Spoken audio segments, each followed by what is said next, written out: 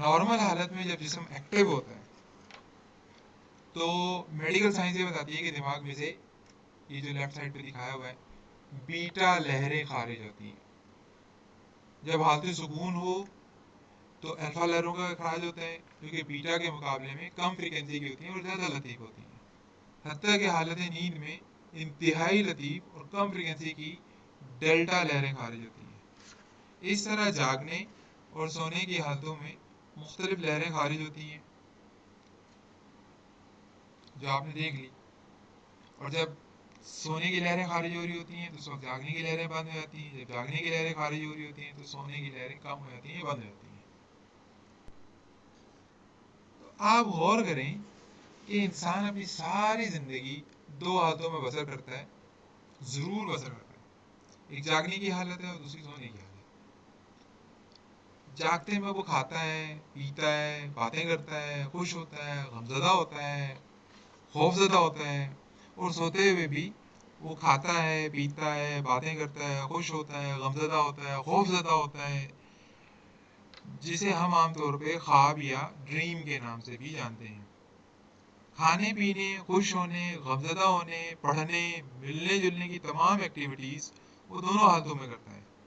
فرق صرف یہ ہے کہ جاگتے ہوئے وہ جب یہ تمام ایکٹیویٹیز کرتا ہے تو اس کا مادی جسم استعمال ہوتا ہے, جبکہ سوتے ہوئے یا خواب میں جس کو آپ کہتے ہیں اس جسم کو استعمال نہیں کرتا, لیکن ان تمام کیفیات کو سے گزرتا ہے.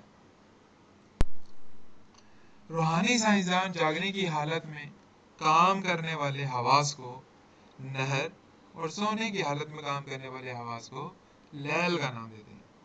اس کا مطلب یہ ہوا اگر ہم ڈے لائٹ یا دن میں سوتے ہیں تو لیل کے حواس میں سوتے ہیں. اسی طرح دن میں ہم جاگنے کی ایکٹیویٹیز کر رہے ہوتے ہیں تو نہر کے حواس استعمال کرتے ہیں. نہر کی حواس اپنی ایکٹیویٹی کے لیے مادی جسم کو یوز کرتے ہیں. یہاں پہ اس چیز کو بھی کلیئر کرنا ضروری ہے کہ لیل اور نہر کے جو رائج معنی ہے یعنی رات اور دن صحیح نہیں ہے. دن کا مطلب سورج کی روشنی کا ہونا ہے اور رات سورج کی روشنی کا موجود نہ ہونا ہے. دن رات کی اصطلاحیں ہماری دی ہوئی ہیں, یہ ہمارے فہم کا مطابق ہے.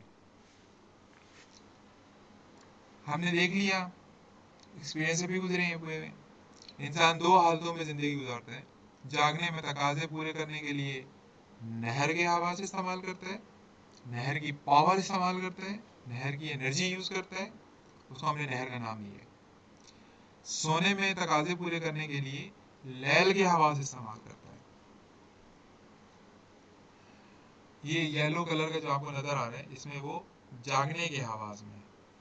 اب ان جاگنے کے حواس سے وہ سونے کی حالت میں داخل ہو جاتا ہے یا سونے کی حالت میں چلا جاتا ہے, اور کبھی اس بلو سے اگر آپ دیکھیں تو سونے کی حالت سے وہ جاگنے کی حالت میں چلا جاتا ہے. قرآن میں سورہ آل عمران میں